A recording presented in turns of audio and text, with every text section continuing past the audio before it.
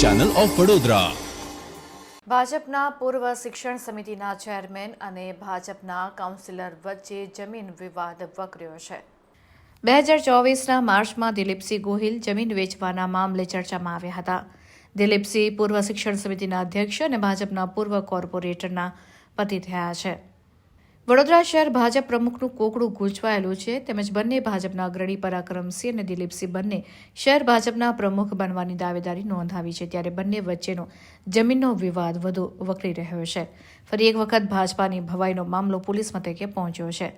સમા police મથકે પરાક્રમસિંહ જાડેજાએ નોંધાવેલી ફરિયાદને પગલે ભાજપમાં આ ઘટનાને લઈને ગણગણાટ શરૂ થયો છે। જોકે દિલીપસિંહ આ ઘટનાને પગલે ગાયબ થઈ ગયા હોવાની ચર્ચાઓ પણ ચાલી રહી છે। સમગ્ર મામલે ભાજપાના કોર્પોરેટર પરાક્રમસિંહ જાડેજા મીડિયા સમક્ષ આવ્યા અને સમગ્ર જમીન કૌભાંડ મામલે તેમને કેટલાક ઘટસ્ફોટ કર્યા હતા।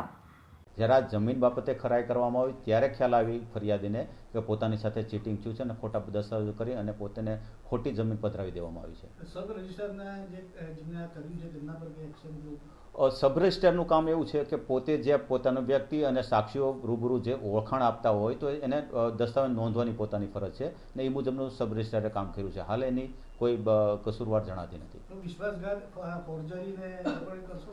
હા, તેની ઓલરેડી કલમો આમાં ઉમેરવામાં આવી છે। દસ્તાવેજો સાથે ચેડા થયા એવું લાગે છે?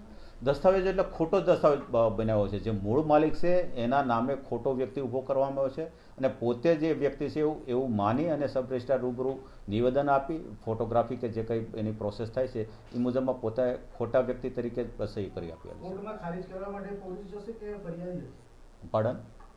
કોર્ટમાં દસ્તાવેજ ખારીજ કરવા માટે પોલીસ પ્રક્રિયા હાથ ધરશે? આ જે એની છે તો એના હસ્તાક્ષર નિષ્ણાતો દ્વારા ને મોકલવામાં આવશે, તેની સિગ્નેચર લેવામાં આવશે અને મૂળ માલિકની સિગ્નેચર લેવામાં આવશે અને આ બનાવટ છે એ બાબતે હસ્તાક્ષર નિષ્ણાત FSL ગાંધીનગર તરફથી રિપોર્ટ સાદર કરવામાં આવશે। કુલ આરોપીઓ કેટલા છે અને આરોપીઓ શું કરે છે, કોણ છે આરોપીઓ?